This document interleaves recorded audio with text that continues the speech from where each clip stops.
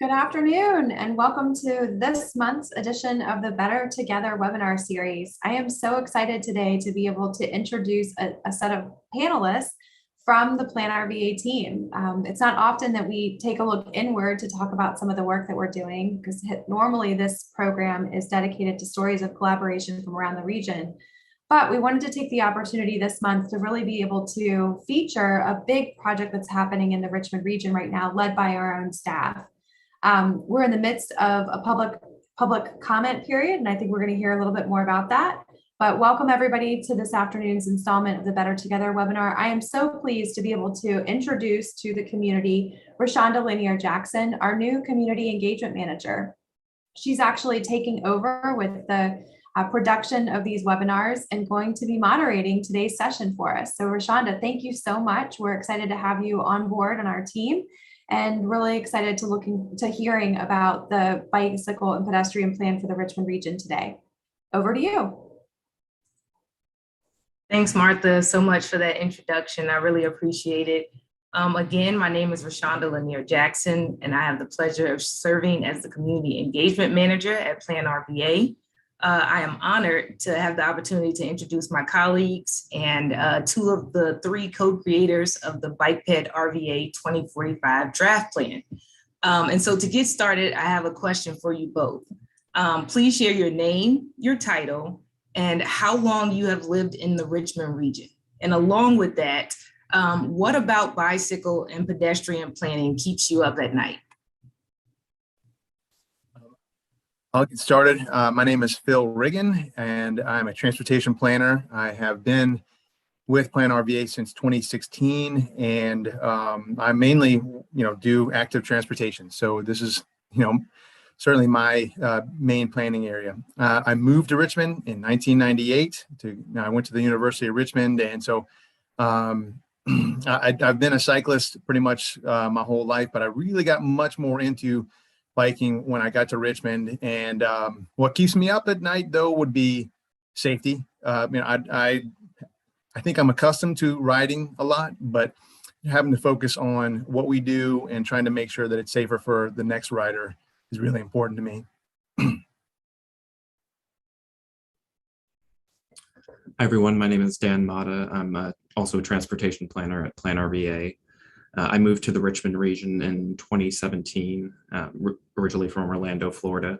I've been with PlanRVA since 2019. I am primarily a cyclist to get around my community and around the region. So what keeps me up at night is kind of on the same issues that Phil just mentioned. Specifically, we deal with a lot of maintenance issues on our roadways and lack of separated and safe infrastructure. So that's obviously a concern, and just generally high vehicle speeds, being close to moving vehicles, things like that. Thank you both. I appreciate that. And so before jumping into the presentation, I'd first like to ground us in what is active transportation. And simply put, it's a term to describe anyone who walks, bikes, rolls, scoots, or uses another human-powered or assisted mobility device.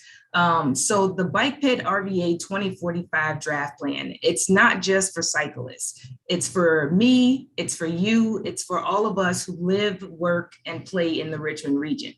The vision of BikePedRVA is to make active transportation safe, accessible, and equitable.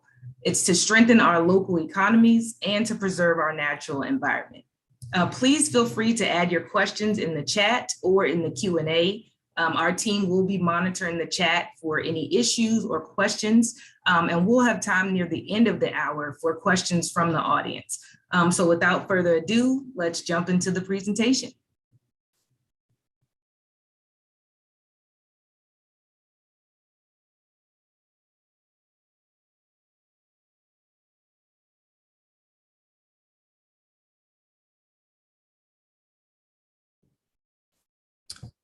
And while Sid's getting this set up for us, I just wanted to remind everybody, if you have any questions during this entire presentation, just please go ahead and put them in the chat. We'll do our best to answer everything.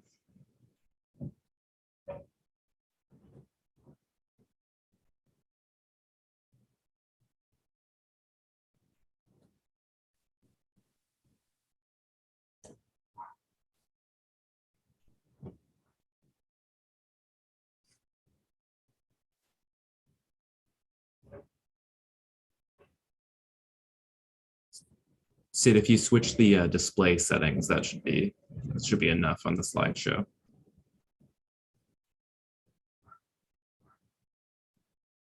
Should have some music or something to go along with this little part.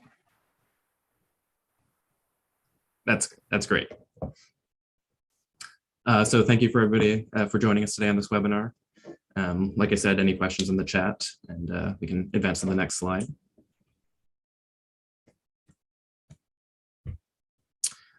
So today we are going to talk a little bit about BikePedRVA, just give a general high-level overview and touch on some of the main points, including a brief description of the plan, an introduction to guiding principles, vision, and goals, a look at the 6 big ideas that will help reframe priorities in a region, and we hope plant the seeds for a more sustainable future. And finally, how you can be involved now and in future updates. Next slide, please.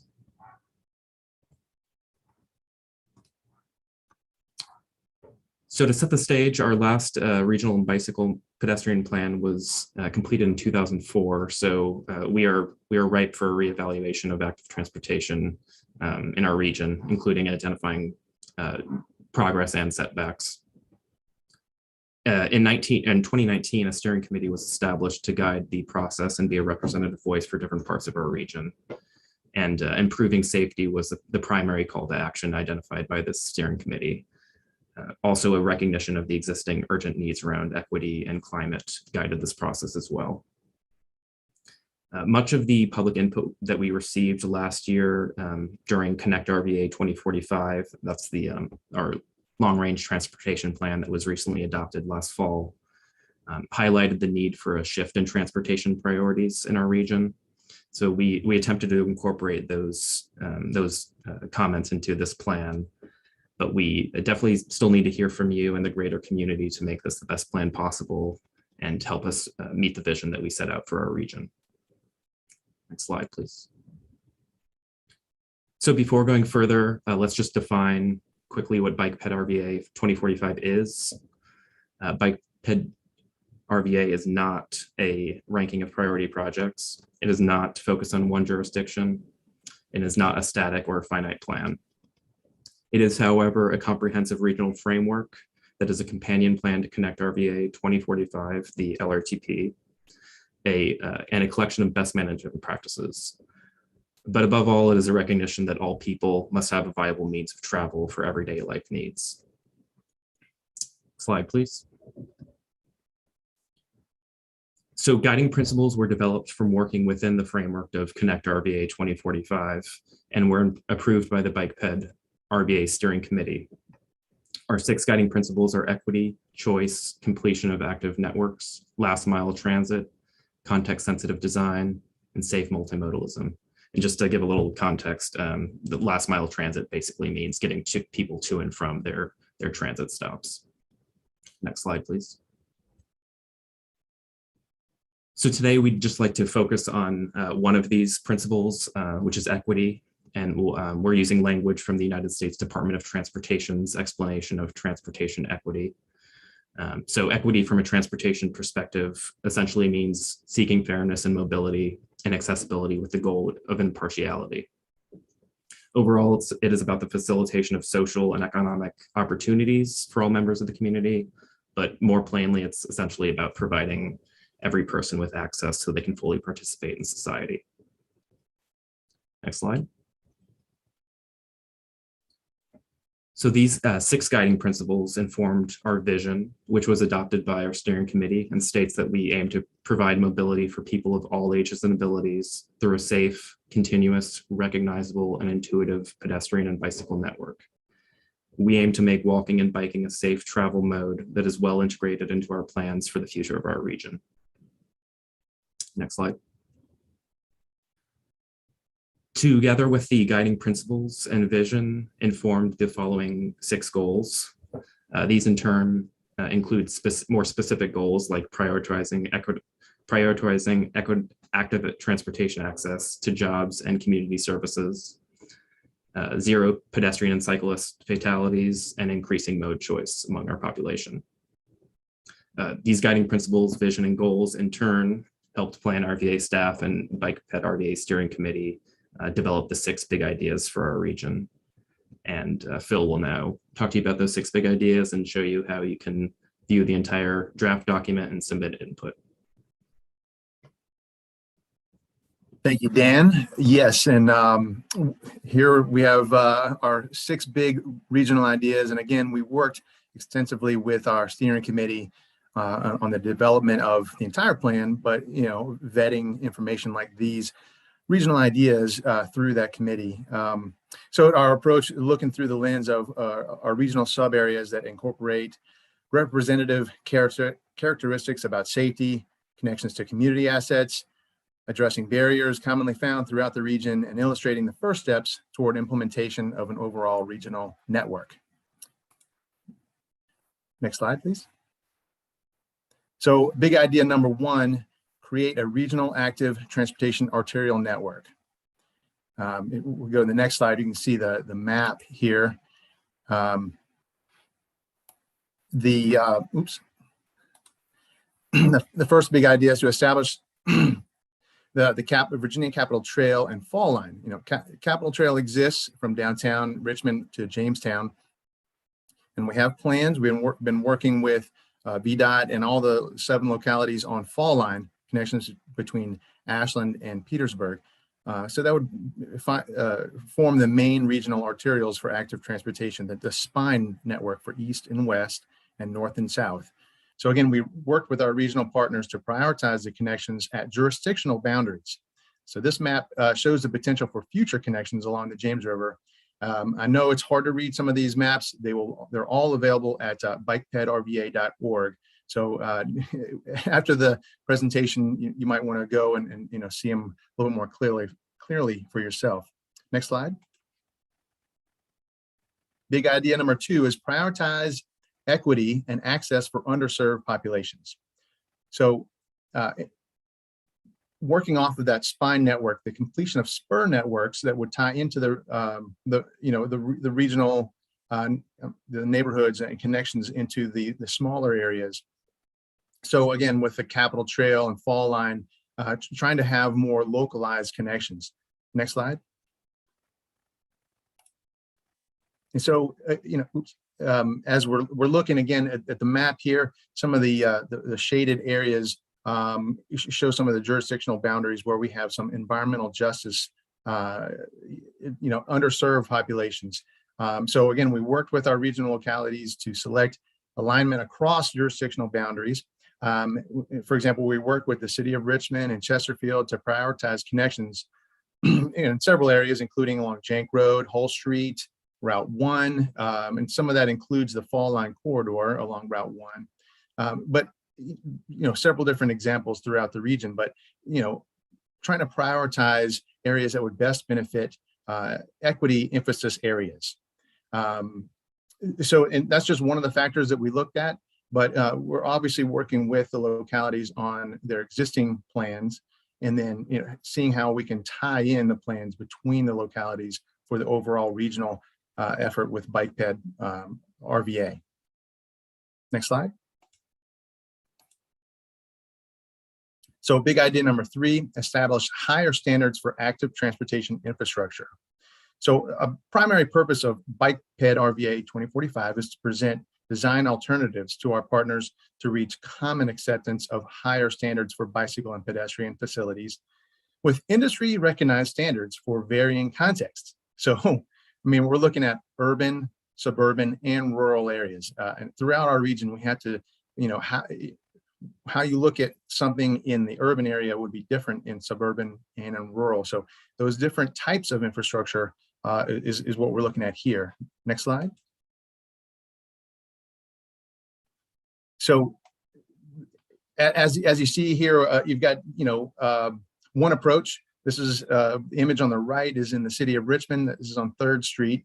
It was a 4-lane road that was, 1 lane was taken through a roadway reconfiguration to make a contraflow bike lane. So some space was created to add bike lanes in this area. This is just one example, but really with from one locality to the next in the region, there's different standards for what is a bike lane, what is the best width for bicycle lanes and sidewalks, or when would a multi-use path be most appropriate. So, and that includes standards for ADA compliance and providing safe passage for all mobilities. So again, we're trying to have recommendations on standards, throughout the region for all contexts. So big idea number 4, focus on connections from neighborhoods to transit. So as Dan mentioned earlier, we have first mile, last mile connections. That's you leave your house, how do you get to your transit stop? That's that first mile. You ride the bus, you get to the end of the ride, you get off at the stop, but how do you get from your stop to your final destination there? That's that last mile. So first mile, last mile connections so frequently are people that would walk, bike, some form of alternative transportation to reach the bus, or then to get from the bus stop to their destination.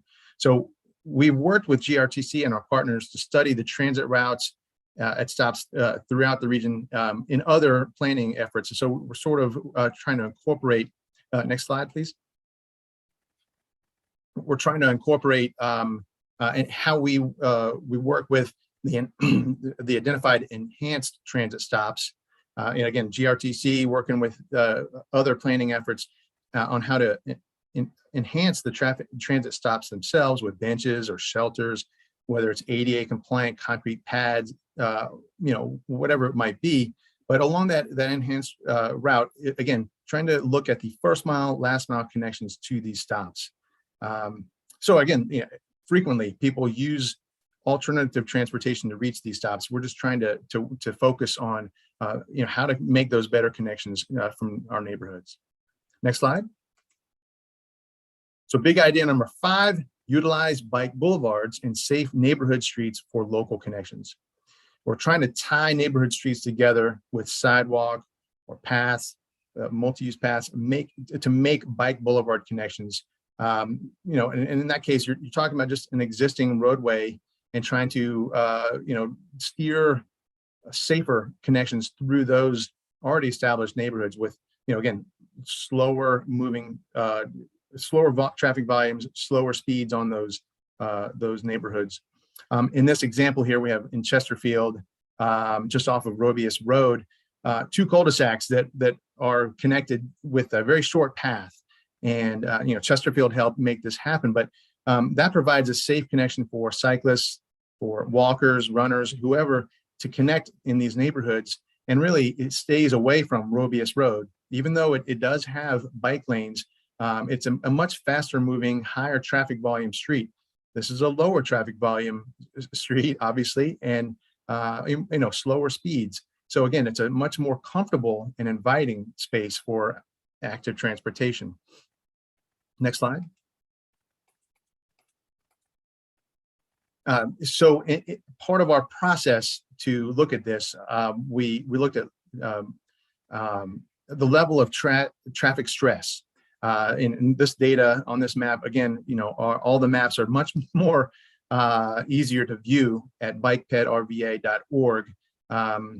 But the lower speeds and lower traffic volumes on 80% of our region's roadways and neighborhood streets are considered low stress.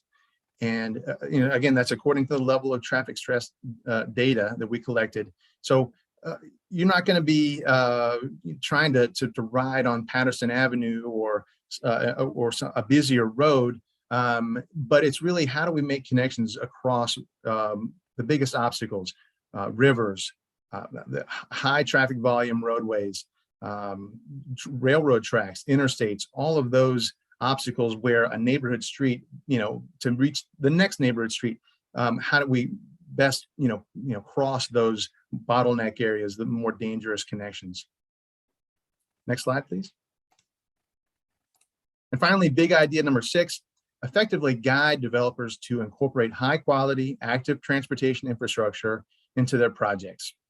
Here's a good example here of a bike shed, a protected space where your bike is out of the rain, out of the weather elements. It hopefully in this case would be locked, and so your bike is protected. Those things are very valuable to cyclists But beyond that, different ways to enhance the development process. So our plan helps provide tools for localities to effectively guide private sector developers to incorporate high quality active transportation infrastructure into their projects, which would benefit the local and greater regional networks. Okay, so it's more of that design approach, guidance at the developer level.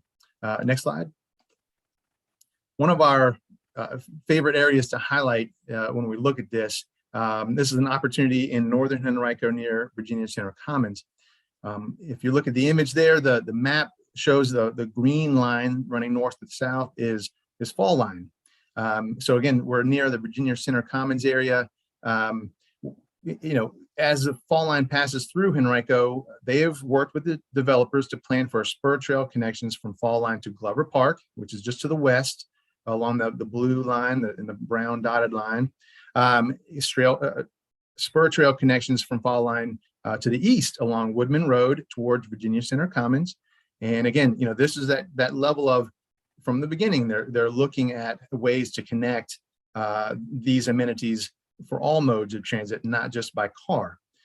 Down further south, you see the Green City. That's the former Best headquarters area. There's big development that Henrico has planned.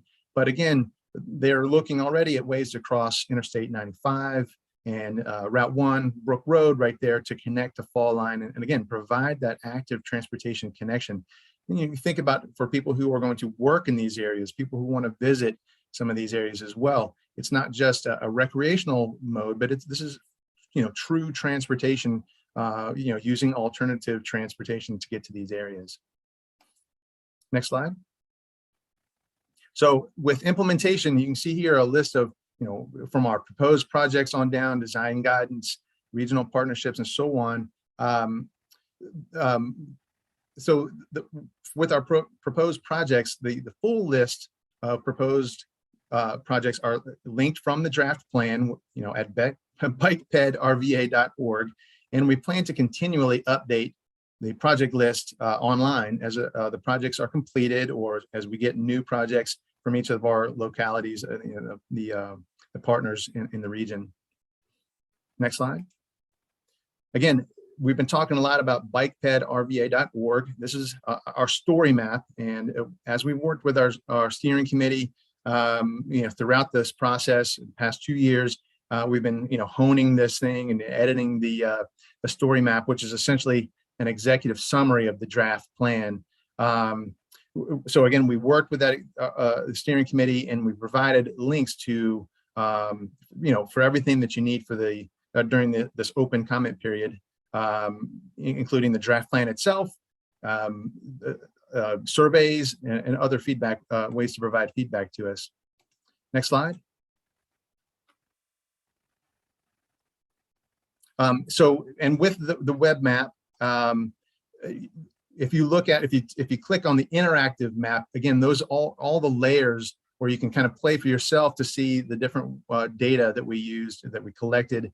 Dan was the master at this, collecting all the different data to display, different, however you want to view it. But, so that's what we've used throughout the plan to really enhance our analysis, for everything we've done here. Next slide. So how can you be involved? I've said many times, BikePedRVA.org. All the information that we've shared throughout this process here is available at that link. That's my email, priggin@PlanRVA.org. Email me however you want to try to provide us feedback, either through that page or by email to me. The public comment period is open until March 23rd. And really the next steps from there, we want to have the plan be approved by May.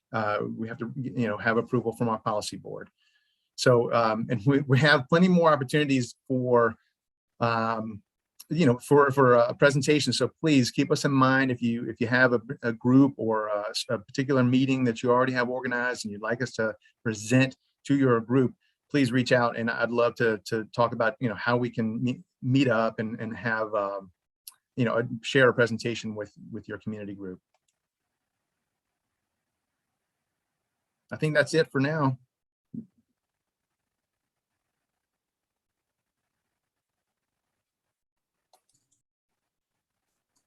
So thank you both for that incredible overview. We will now enter the Q&A portion of our webinar. Just a reminder to our audience members, please feel free to add your questions in the chat or in the Q&A. Our team will be monitoring the chat for your questions and any issues you experience. We also have someone, if you are joining us from our YouTube channel, feel free to use the chat feature as well so that we can see those questions. All right, so we do have some questions here already. And the first one I'll throw to you, Dan, is will the fall line intersect with the Capitol Trail? And if not, will it be easy to transfer from one to the other? Well, I'll start this, and Phil actually might have a little bit more specific information, but right now it does not connect to the proposed fall line.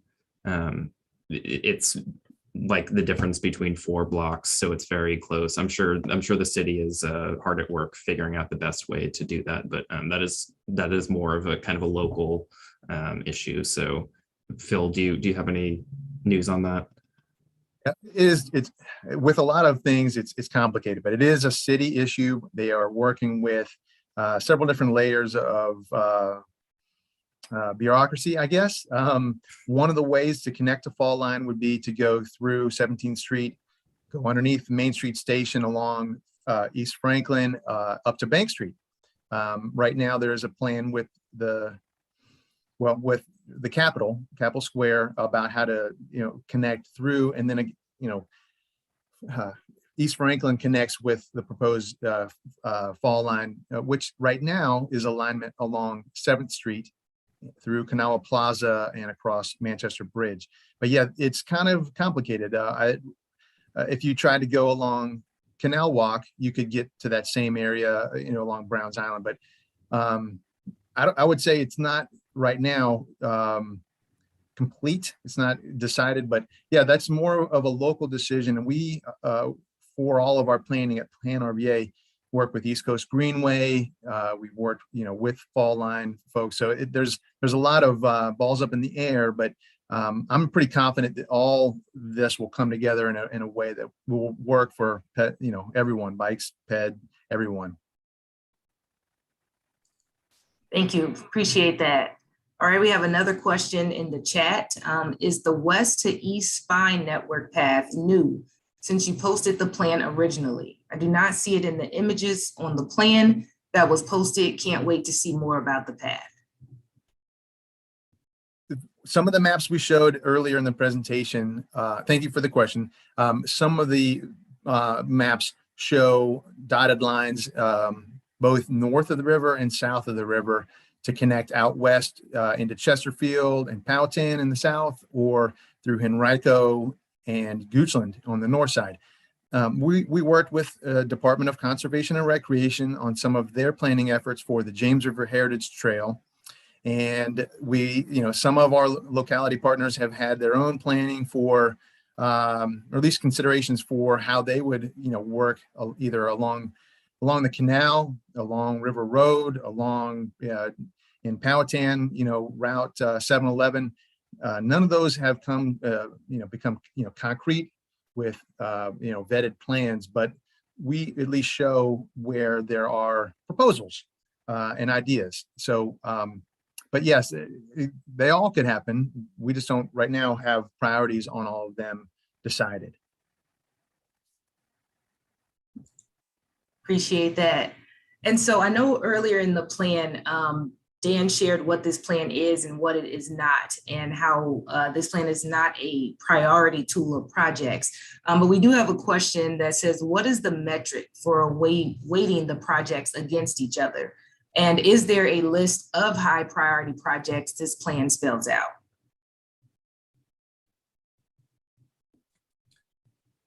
I'll start to answer that. Yeah, like I said, this is not a like a constrained plan, so it's not tasked with choosing specific projects. All of those dotted lines that you'll see on the web maps and that Phil showed you earlier, those are all projects that have been mentioned in local plans, regional plans, like small area plans. So these are routes that have been identified at some point by localities or the region itself as a worthwhile project and an important connection. So we wanted to include all of those on there. Right. I mean, we worked heavily with our localities. They are the ones who decided what projects to be included on our list. And we started with the constrained list from our PlanRVA 2045 plan, as Dan was alluding to. And then, we expanded a little bit with some more projects that I guess haven't been, you had to make the constrained list, you had to have been already funded or had a plan associated with it. Some of those plans that we have on our project list are beyond that. They're still sort of ideas. And that could include things like a 3-notch trail, which would connect, Richmond to Charlottesville. That hasn't been studied. There isn't a route, but we at least included that as a possibility on our project list and, in the draft plan itself, because we want to make sure that we're embracing the idea of including projects like that. But in terms of the priority, again, we worked with our localities and they helped set the priorities. And clearly, right now in our region, fall line is the highest, I would say the highest priority. And, when we started this planning process, there wasn't a fall line. And we're at, 2 years later, there's not only fall line, but it's almost fully funded. So it's one of those, it moved very quickly, which is somewhat rare, but yeah, I think we're all grateful that right now that's happening, and it's going so well. Thank you. And definitely keep the questions coming. We see them and we have lots of time left. So another comment and question is that the plan looks really good. Excellent vision, goals, data, big ideas. Does the plan establish a link between all transportation projects in Connect 2045 and beyond to determine whether or not they help or hinder realization of this BikePed plan? And if not, why? Let me know if you need me to repeat the question. So the first piece is, does the plan establish a link between all transportation projects in the Connect 2045 and beyond? I'll keep this part simple, at least. We worked within our office on, looking at previous planning efforts.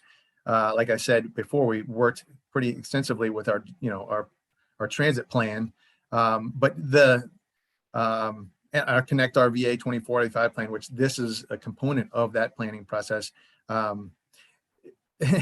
As best we could, we tried to align them all, but I feel like the question could also be asking, how are we dividing up, one planning process versus another, and how do they incorporate with each other? It's really hard. I couldn't say that an interstate project and a BikePed plan are working together. It's more about, the associated things. Active transportation does work well with, transit planning. So, and again, we had to work with 9 different localities and their comprehensive plans as well. So we're sort of incorporating all of that level of planning as much as anything we did to advise what we did here. And I want to just add a little corollary to that. Again, this is a vision plan. It's not constrained. I hope this doesn't sound like a non-answer, but I think we just need to remember, this is a plan that's focused on bicycle and pedestrian needs. I think what we have that benefits this plan is that, cycling and pedestrian activity is inherently better for our region, the environment, equity, health. So I think a big part of this plan is kind of just, like I said earlier, reframing the priorities and figuring out what we're doing in our region, how we're building our communities, and what's best for them. Biking and walking is just more fun too. All right, I see some questions in the chat. There's one that says, what factors have affected the decision not to add a protected path in the fan district? There's the comment is, I see more bikes than anywhere else in the city. And the cars on Floyd Avenue go very fast through the intersections there, despite the traffic circles. Also, just thanks for all your hard work and all the work that you're doing on the BikePed plan. So what factors have affected the decision not to add a protected path in the fan district? All I can say with that all of these are smaller local plans and decisions. We obviously work with the city of Richmond on everything we can work on. I would say it's not done. Our planning process with, as Dan mentioned earlier, our previous plan was in 2004. This update hopefully, will be accepted. But we don't want to wait another 18 years before we do the next plan. We want to be able to have this be more updated more frequently, especially our project list. Roundabout to answer, I don't know that there's current plans in the city to have a protected path through the fan, but I know that you've probably seen in the past year or so, they've had a lot of road diet efforts, roadway reconfiguration efforts to create bike paths, bike lanes on roadways. I'm not committing to anything, but my point is let's wait and see. I'd like to see, what the city does about an east-west connection, whether it's fan or south of there, north of there, something to get us out towards Henrico County and beyond. And I would like to mention something about this, a little more personal for me. Full disclosure, I do live in the fan, so I'm often biking around the van. I'm not a city employee, so I can't comment on specific plans there, but I think what is beneficial about the fan is that we do have a lot of low traffic, low speed streets. So fortunately, I can bike around a lot and not have to deal with cars really. There's a lot of parts of, if we're just talking about Richmond, there's a lot of parts of Richmond that you cannot do that. The south side in particular, there's a lot of disconnection. There's a lot of fast, wide streets that are cutting off different parts. So while we do need to remember to kind of improve bicycle and pedestrian facilities everywhere, there are parts of the region that do need a lot more lifting up. Stay tuned on that one. Yes, thank you. Thank you for the question. Yeah, appreciate that. Thank you, guys. And so in the plan, in the presentation, you all shared that equity was one of the guiding principles. And so we have a question around, is there a plan to create alternative transportation opportunities on HBCU campuses, such as Virginia Union? Well, for Virginia Union, it's a little bit easier than with some of the others. I mean, Fall Line is going to run right through the campus, and you already do have Lombardi with bike lanes. Both are potentially, just going to be the bike lanes that exist now. So I don't know that there's if the city has plans to create something more separated or protected than that it currently exists. Working with, obviously there's a lot of growth in the area around Virginia Union. A lot of residential, has been added. Buildings have been added in that area. A lot of density increasing all in that area. So whether you're attending school there or you're trying to get through that area as a commuter or a cyclist, there's a lot going on in that particular area.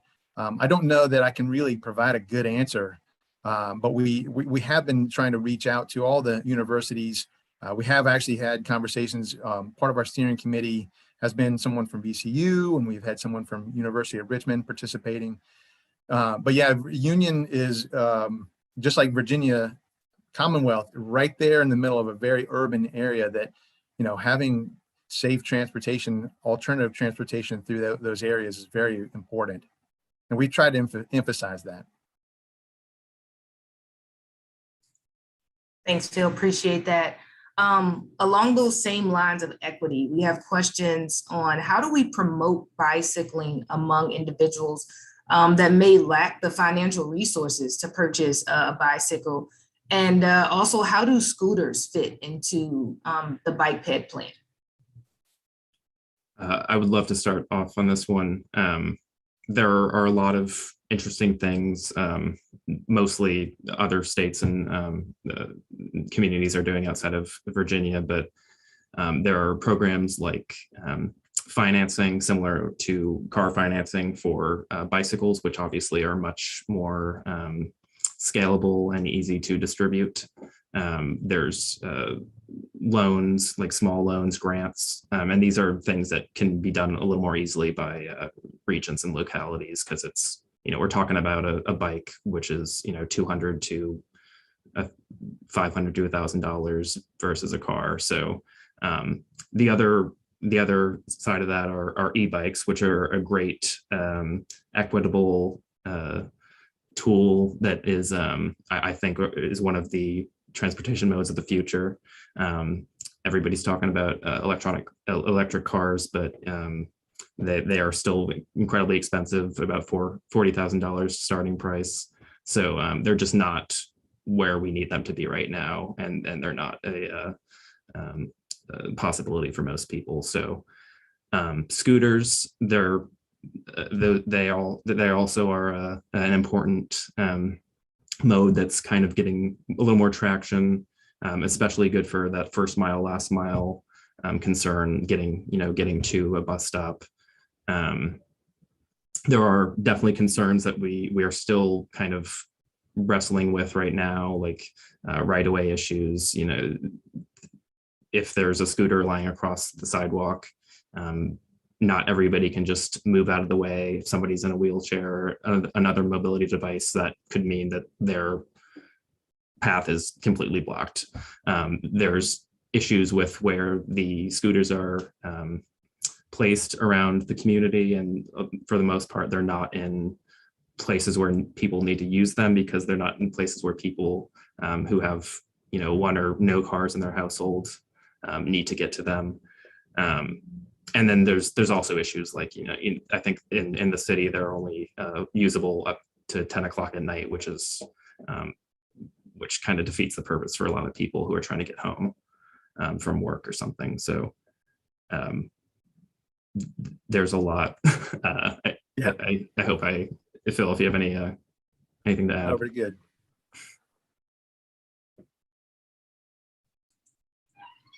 Thanks, Dan. Appreciate that. We have a question and comment. So it says, thank you. We moved here from Chicago 8 years ago and have been so frustrated how little we can bike places. We live in Short Pump, about 1.3 miles from our kids' elementary school, and cannot safely cross 3 Chop to bike to the school. There are no bike racks at Short Pump Park or at the school. And so it's a comment on the excitement behind the BikePed plan. Are there any plans to safely cross Broad Street in Short Pump? So we've worked with our partners across the region. Henrico County, that's where Short Pump is. The philosophy in Henrico County 10 years ago, 15 years ago, 20 years ago was very different than what it is right now. And I would say that it's the best time, from my point of view. I am a Henrico resident as well, and I've watched Short Pump develop during my time here and overdevelop in spaces. But crossing Broad Street is a tough one to tackle. But I do think Henrico County, as you addressed, you brought up a school. They've been trying to along 3 Chop Road in the area near Pocahontas Middle School. I believe that's the right name for the school there at West Broad Village. But trying to add sidewalks to 3 Chopped as it's widened. I don't think there's going to be bike lanes as part of that project. That was approved several years back. But in our, planning process here, Henrico has really stepped up to try to have more active transportation connections through these corridors, and especially as new development comes along. That, in that particular area, they've already done some. They've actually won some awards for some of the work they've done on Church Street with a road diet in that area, some new crossings and so on. So it's more retrofitting to some of these, but Broad Street's a whole nother animal with how wide it is, the traffic volume, the density in that corridor. So I'm curious to see how they're able to relieve some of that myself. But great question. That's really a big part of this whole process, is trying to make it fair for everybody and safe. And some of those areas, they're evolving, and hopefully evolving, better, for active transportation. Thank you. Another question is this a plan for active transportation or for active recreation? Great question. It is. All I can say is I bike a lot. Most of my biking right now, because I work from home a lot, is recreational. But I was biking 3,000 miles a year, 150, 170 times to work before, when we were full-time in the office. That's just me.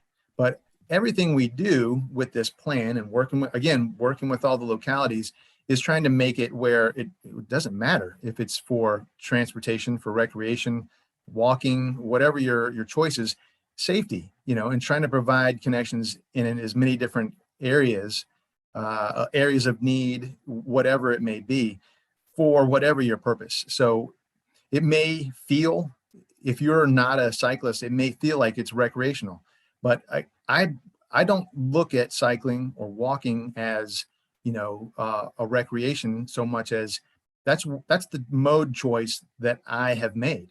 And that's what we're trying to do, is make it so whatever mode choice you're choosing in the Richmond area, hopefully it's safer and less stressful to you, through this planning process. And another thing about just the difference between the recreational and just travel transportation, the 2004 plan that we mentioned earlier, I think that's a good plan. There's a lot of great stuff in it. We referenced it in this plan. I believe that is essentially purely a recreational document. I think one of the things we're trying to do with this current iteration of the plan is to, again, try to shift those priorities and shift the perception into what cycling is. A lot of people talk about, mode choice. A lot of people don't have a choice with how they get around. A lot of people can't afford to buy a car. A lot of families can't afford to have two cars.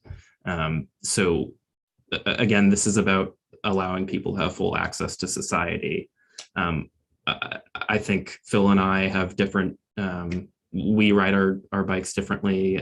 We both are recreational and we both are utilitarian at different times. So I think we just need to remember that there are people that rely on walking, scooting, mobility devices, bicycles to get to school, to get to their work, to get to their doctor's office. And I think that's the primary purpose of this plan. Good question. Thank you. It's really the core of what we're doing. So thank you for hitting on it. So we've reached a pandemic related question. So how have changes in travel patterns during the pandemic changed your thinking and approach? There's a lot of data that is skewed by the pandemic. We talked frequently in this process, Dan being our main data collector, how as we look at traffic volumes decrease right during the pandemic, but why did crashes and deaths stay somewhat flat, or not flat but consistent with what it had been in the previous years? nationally numbers have kind of shown that it was more because of speeds, or, because there was fewer cars on the road, people just went faster. So it remained dangerous for people who are walking and biking.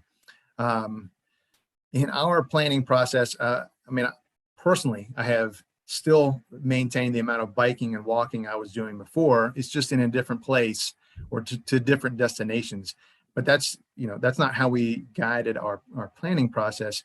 The data, though, was very difficult, I think, to rely on. And this is my opinion in looking at this, but is, lower traffic volumes, but the same number of people getting hit by cars is kind of hard to rectify. But the pandemic, hopefully, as things get more back to normal, hopefully we're still able to work towards that vision zero, like of nobody getting hit, no one, and through that process is more separation with bike lanes and sidewalks, so that people don't have to be right up next to very dangerous traffic.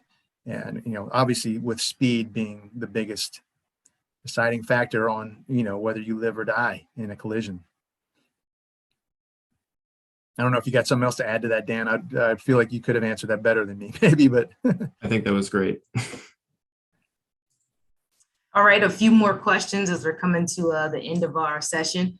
Are there any opportunities for Rails with Trails projects in our region? Conversion of abandoned right-of-way to trails?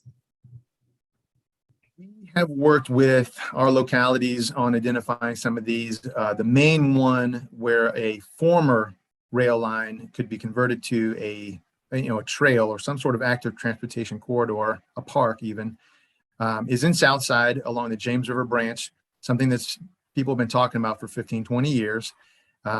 It would connect essentially from the area around McGuire Veterans Hospital toward George Wythe High School, and the Reedy Creek area to connect, further into the city through park destinations. That's one opportunity, and there is funding. We have it identified as part of our project list. There is funding for, I think majority of that trail opportunity, and it really isn't that far from connecting to the proposed corridor for Fall Line. So a lot of different options for people with that one. But rails with trail is a little bit more difficult. Richmond is a big rail town, and most of our active rail lines are still very active. So there's fewer rails with trail opportunities right now. I mean, especially because so much of the main lines are right along the river, where you have the river on one side and the canal on another. So it's a little bit more difficult to shoehorn in a trail in some of those areas. But the James River Park master plan, I should say, does include the opportunities for some rail with, more like trail near rail opportunities, I would say. But that's a very key opportunity, an area for pedestrian traffic.